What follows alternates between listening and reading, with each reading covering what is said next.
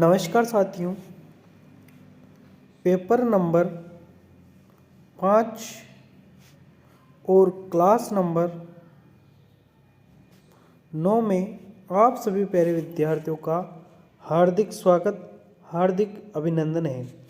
यह क्लास तमाम सभी उन विद्यार्थियों के लिए हैं जो कि वर्तमान में फर्स्ट ईयर के स्टूडेंट हैं और साथ ही इलेक्ट्रीशियन ट्रेड से संबंधित हैं।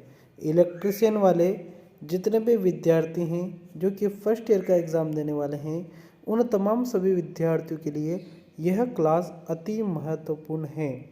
इसमें हम आपको इलेक्ट्रीशियन थ्योरी के पेपरों को सोल्व करवा रहे हैं, जिसमें आपको वर्कशॉप कैलकुलेशन के क्वेश्चंस भी देखने को मिलेंगे और इंजीनियरिंग ड्राइंग के क्वेश्चंस भी आपको देखने को मिलेंगे। पूरा पेपर हम सोल्व करवाएंगे, इसलिए रेगुलर तरीके से हमारे साथ जुड़े रहिएगा। जितने पेपर थे हमारे पास, जितने मोस्ट इम्पोर्टेंट पेपर हैं, उन सभी पेपरों को हम आपके सामने लेकर आएंगे। इसलिए चैनल को सब्सक्राइब अवश्य कर लेना, ताकि आने वाले वीडियोस की जो लिंक रहेंगे वो आप तक सबसे पहले पहुंच पाएंगे। ठीक है, वीडियो अगर आपको पसंद आता है तो लाइक करना, नहीं आता है तो डिसलाइक करना। ठीक है, और अगर पसंद आए या ना आए, लेकिन अपने मित्रों तक ज़रूर इसको शेयर कर देना। चलिए शुरुआत करते हैं क्वेश्चनों की। क्वेश्चन आपके सामने है। क्वेश्चन से एल्यूमिनियम चालकों को सोल्डर करने हेतु किस प्रकार के सोल्डरिंग फ्लक्स का प्रयोग किया जाता है। देखिए, एल्यूमिनियम के जो चालक होते हैं ना, उनको सोल्डर करने के लिए जिस फ्लक्स का उपयोग किया जाता है वह है केरअललाइट। ठीक है, कौन सा है? केरअललाइट का प्रयोग किया जाता है। ये ध्यान रखना, यहाँ पर सी ऑप्शन आपका कंप्लीटली सही आंसर हो जाएगा। नेक्स्ट क्वेश्चन है, कौन सी युक्ति धूप को विद्युत ऊर्जा में बदलती हैं। तो ऐसी कौन सी युक्ति हैं जो धूप को विद्युत ऊर्जा में बदलती हैं। तो इसके लिए जो डायोड आता है वह फोटोवोल्टाइक डायोड आता है, या इसको कहे तो अपन सेल भी कह सकते हैं। क्या कह सकते हैं? सेल भी अपन कह सकते हैं। तो यहाँ पर फोटोवोल्टाइक सेल आपका कंप्लीटली सही आंसर होगा। देखिए, यहाँ पर कुछ फुल फॉर्म में दी गई हैं। यह क्वेश्चंस पिछले साल भी आया था, इस साल भी आया है। क्वेश्चंस रिपीट है, तो इस साल भी आने की संभावनाएं हैं, ये ध्यान रखना। देखिए, लाइट डिपेंडिंग रजिस्टर यानी कि ये है LDR की full form. Light emitting diode यानी कि यह है LED की फुल फॉर्म। और यहाँ पर है लिक्विड क्रिस्टल डायोड यानी कि यह है LCD की फुल फॉर्म। तो जरूर याद रखना, फुल फॉर्म में महत्वपूर्ण होती हैं और पूछी जाती हैं। अगला क्वेश्चन आपके सामने है, जो कि है संधारित्र की इकाई क्या है। संधारित्र की इकाई क्या है? संधारित्र की इकाई फेरड होती है, ये ध्यान रखना। संधारित्र यानी क्या होता है? कैपेसिटेंस होता है। और यहाँ पर कूलाम्ब की अगर पूछ ले तो ये होती है आवेश की, और मो की पूछ ले तो मो है चालकता की यानी कि कंडक्टेंस, और हेनरी किसकी है? तो हेनरी है इंडक्टेंस की यानी कि प्रेरण की। ठीक है, तो यहाँ पर सारा बता दिया मैंने। यहाँ पर ए ऑप्शन कंप्लीटली आपका सही आंसर है। नेक्स्ट क्वेश्चन है, प्रदर्शित चिन्ह x क्या दर्शाता है। x क्या दर्शाता है पूछा गया है। देखिए, यह है वैद्युतिक वायरिंग, जो अपने घरों में वायरिंग करते हैं वो वाली वायरिंग है। डायग्राम देखोगे तो ये उसी का ही डायग्राम है। यहाँ पर जैसे कि ये लैंप है ना, और यहाँ पर ये स्विच है, चेंजिंग स्विच। यहाँ पर पूछा गया है कि ये क्या है ना, ये वाला हिस्सा क्या है, ये किसको दर्शा रहा है। तो ये वाला जो हिस्सा है ना, ये लिंब पर तारों की संख्या को दर्शा रहा है कि वहाँ पर कितना तार है। एक ही डंडा है तो एक तार है, दो डंडे होते तो दो तार है, तीन डंडे होते तो तीन तार है। ठीक है, अगला क्वेश्चन आपके सामने है, मोटर के घूर्णन प्रति मिनट को मापने के लिए किस मीटर का उपयोग किया जाता है। तो देखिए, मोटर जो गति करती है, घूमती है, उसकी घूर्णन दिशा को ज्ञात करने के लिए टेकोमीटर का उपयोग किया जाता है, ये आप ध्यान रखना। ऊर्जा मीटर क्या होता है? kWh मीटर होता है, जो कि किलो वाट आवर, जो कि अपने घरों के बाहर लगा होता है, और यह विद्युत खर्च को मापने के लिए काम में लिया जाता है। अगला क्वेश्चन है प्रतिरोध का क्या नाम है। यह जो प्रतिरोध है इसका नाम क्या है, तो ये वायर बाउंड प्रतिरोध है ना। यही वायर बाउंड प्रतिरोध है, ये आप ध्यान रखना। क्या नाम है इसका, तार बंद हुए प्रतिरोध यानी कि वायर बाउंड प्रतिरोध। इसका एक और नाम है जिसको कहते हैं रियोस्टेट। क्या है, रियोस्टेट भी इसको कहते हैं, ये ध्यान रखना आप, है ना। अगला क्वेश्चन है जो कि है RLC श्रेणी परिपथ में किस स्थिति में अनुनाद होता है। अनुनाद मैं डायरेक्टली बता देता हूँ, अनुनाद XC बराबर XL होता है, दोनों बराबर होंगे। तो यहाँ पर दिया, और XC क्या है, यह है धारतीय प्रतिघात और यह है प्रेरकीय प्रतिघात। तो प्रेरकीय प्रतिघात और धारतीय प्रतिघात के बराबर होता है, वही क्या होता है, अनुनाद यानी कि रेजोनेंस फ्रीक्वेंसी होता है। ये RLC सर्किट क्या होता है, तो रजिस्टेंस, प्रेरण और कैपेसिटर तीनों को श्रेणी क्रम में जोड़ के बनाया जाता है। ठीक है, ये चीज़ें है ना आपको थ्योरी पढ़नी पड़ेगी तब जाके समझ में आएगी, ऐसे डायरेक्टली क्वेश्चंस पढ़कर समझ में नहीं आएगा, ये मैं आपको पहले बता देता हूँ। कितने लिंक क्लिप BIS का पूरा नाम होता है ब्यूरो ऑफ इंडियन स्टैंडर्ड नियमों के अनुसार कार्डबोर्ड बॉक्स में पैक किए जाते हैं, तो वह है 100 क्लिप्स।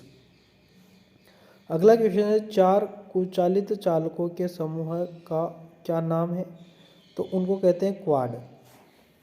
ठीक है, क्वाड यानी 4 ही होता है, ये भी आप ध्यान रखना। अगला क्वेश्चन है सीसा अम्ल सेल में विद्युत अपघट्य की तरह क्या उपयोग किया जाता है, तो विद्युत अपघट्य की तरह जो उपयोग किया जाता है वह है तनु सल्फ्यूरिक अम्ल। यहाँ पर ए ऑप्शन कंप्लीटली सही आंसर होगा। अगला क्वेश्चन है 4 लैंप को नियंत्रित करने के लिए गोदाम वायरिंग सर्किट में कितने 2 तरह के स्विच आवश्यक हैं, तो वह है 3। 4 लैंप को नियंत्रित करने के लिए गोदाम वायरिंग में कितने 2 तरह के स्विच की आवश्यकता है, तो 3 स्विच तो लगेंगे ही। अगला क्वेश्चन से यंत्र का नाम क्या है। यह आपके सामने जो यंत्र आपको दिख रहा है इसका नाम पूछा है, ये कौन सा यंत्र है। यह यंत्र है एब्सोल्यूट उपकरण है, ध्यान रखना, एब्सोल्यूट उपकरण है, ये ध्यान रखना। सी ऑप्शन यहाँ पर कंप्लीटली सही आंसर है। अगला क्वेश्चन आपके सामने नियन ध्रुवता संकेतक का एसी आपूर्ति जांचते समय संकेत क्या होता है, तो संकेत होता है दोनों इलेक्ट्रोड जलते हैं। ठीक है, अगला क्वेश्चन आपके सामने है कौन सा पदार्थ अनुचुंबकीय पदार्थ है। अनुचुंबकीय पदार्थ है तांबा। ठीक है, और ये तो पदार्थ ही नहीं है, तो क्लिट वायरिंग। देखिए डी ऑप्शन में तो ऐसे ही दिया है ऑप्शन लिखने के लिए। अगला क्वेश्चन से श्रेणी परिपथ का क्या उपयोग है। श्रेणी परिपथ का उपयोग है फ्यूज लगाने। देखिए एमीटर में शंट प्रतिरोध, तो एमीटर जो होता है ना, जो धारा मापता है, और एमीटर को किस क्रम में लगाया जाता है, श्रेणी क्रम में। लेकिन इसके अंदर एक प्रतिरोध होता है, उसको लगाया जाता है समांतर क्रम में। यहाँ पर श्रेणी परिपथ के बारे में पूछा है, लेकिन प्रतिरोध है वो समांतर में लगता है, तो यहाँ पर तो समांतर होगा, तो ये तो होगा ही नहीं। वोल्टमीटर संयोजन, तो वोल्टमीटर समांतर में लगता है, तो ये तो हो गए नहीं। घरों में विद्युत लैंप, घरों में जितने भी लैंप होते हैं या उपकरण होते हैं सब समांतर में लगते हैं, तो ये भी नहीं होगा। फ्यूज की बात करते हैं, फ्यूज जरूर श्रेणी क्रम में लगता है और वही पूछा है, तो यहाँ पर सी ऑप्शन कंप्लीटली सही आंसर होगा। अगला क्वेश्चन है गुथे हुए कंडक्टर का ठोस कंडक्टर की तुलना में क्या फ़ायदा है, तो ठोस कंडक्टर की तुलना में क्या फ़ायदा है, वह यह है कि अधिक लचीला होता है। अगर एक ठोस कंडक्टर होता तो उसको घुमा नहीं सकते, टेढ़ा नहीं कर सकते, और अगर गुथे हुए हैं तो उनको अपन टेढ़ा वेढ़ा कर सकते हैं, है ना, किधर भी अपन उनको मोड़ सकते हैं। अगला क्वेश्चन आपके सामने जो कि पावर वाट मीटर रीड्स को कौन सा है, पावर वाट मीटर रीड्स कौन सा है, तो वह है वास्तविक शक्ति। ठीक है, अगला क्वेश्चन से इस भूमिगत केबल में एक्स से इंगित भाग का नाम बताइए। रेगुलर तरीके से क्वेश्चन आ रहा है यूजी केबल का, इसको यूजी केबल भी कहते हैं यानी कि अंडरग्राउंडेड केबल कहते हैं। इसमें फिर से बता दूं तो ये होता है कंडक्टर, ये होता है इंसुलेशन, ये होता है मेटेलिक शीट, ये होता है बेंडिंग, ये होता है आर्मरिंग, और ये होता है सर्वरिंग। ये है क्या, आर्मरिंग। तो आर्मरिंग अपना यहाँ पर ओ हो मिस्टेक हो गया। वैसे ये बेंडिंग ये आर्मरिंग होना चाहिए, लेकिन इन्होंने क्या हिसाब से दे रखा है। चलिए ठीक है, ये बेंडिंग, इसको बेंडिंग कर लेना आप, है ना। क्या है ये बेंडिंग है। फिर से मैं बता देता हूँ आपको, ये तो कंडक्टर है ही, ये इंसुलेशन है, ये मेटेलिक सीट है, ये भी मेटेलिक सीट ही है। ये बेंडिंग हो गया, तो फिर ये आर्मरिंग होगा और ये सर्विंग होगा, ठीक है। तो यहाँ पर आप क्या करेंगे, बेंडिंग सही करेंगे, ठीक है ना। देखिए काफ़ी बार क्या होता है कि एग्जामिनर आंसर कुछ और मान लेता है, तो फिर अपन को भी फिर उसी के अनुसार चलना पड़ता है। अगला क्वेश्चन है, विद्युत आवेश की क्या इकाई है। विद्युत आवेश की इकाई मैंने अभी बताई आपको, ये कूलाम्ब होती है। वाट किसकी है, तो ये शक्ति की है, ठीक है। वोल्ट किसकी है, तो ईएमएफ की है। एम्पेयर किसकी है, तो धारा की है, ठीक है, ये ध्यान रखना आप। अगला क्वेश्चन से, परिपथ का कुल निर्गत वोल्टेज क्या है। परिपथ का निर्गत वोल्टेज पूछा है। ये तीनों देखिए, यहाँ थोड़ा सा गलती है, इसको सही कर लो, ये माइनस प्लस होगा। और यहाँ पर देखिए इनका निर्गत वोल्टेज क्या होगा, 4.5 होगा, क्योंकि अगर श्रेणी क्रम में सभी जुड़ेंगे तो क्या आएगा, 4.5 आ जाएगा। यहाँ पर अपना 4.5 कंप्लीटली सही आंसर हो जाएगा, ठीक है। अगला क्वेश्चन आपके सामने है, यदि अर्ध पाइप की लंबाई बढ़ जाती है तो यदि अर्ध पाइप की लंबाई बढ़ जाती है तो अर्थ के प्रतिरोध के मान का क्या होगा, तो घटेगा। अगर ज़्यादा गहरा अपन गाड़ देंगे तो यहाँ पर क्या होगा, प्रतिरोध घट जाएगा। अगला क्वेश्चन है, किस प्रकार के रिले को एसी और डीसी दोनों में संचालित किया जाता है। तो आवेग रिले जो होते हैं ना, ये एसी और डीसी दोनों पर कार्य करते हैं, ठीक है। अगला क्वेश्चन है जो कि आपके सामने, केबल की पास की अतिरिक्त धारा सुरक्षा के लिए धारा रेटिंग कारक क्या है। धारा रेटिंग कारक है 1.23, ठीक है। अगला क्वेश्चन से, बैटरी की ध्रुवता जांचने के लिए किस प्रकार का मीटर प्रयोग किया जाता है। तो बैटरी की ध्रुवता मापने के लिए चल कुंडली व वोल्ट मीटर का प्रयोग किया जाता है। डी ऑप्शन यहाँ पर कंप्लीटली आपका सही आंसर होगा। अगला क्वेश्चन से, डिजिटल घड़ियों में सामान्यतः कौन सा सेल प्रयोग किया जाता है। डिजिटल घड़ियों में मर्क्यूरी जो सेल आता है उसको प्रयोग किया जाता है। यहाँ पर आपका डी ऑप्शन कंप्लीटली सही आंसर होगा।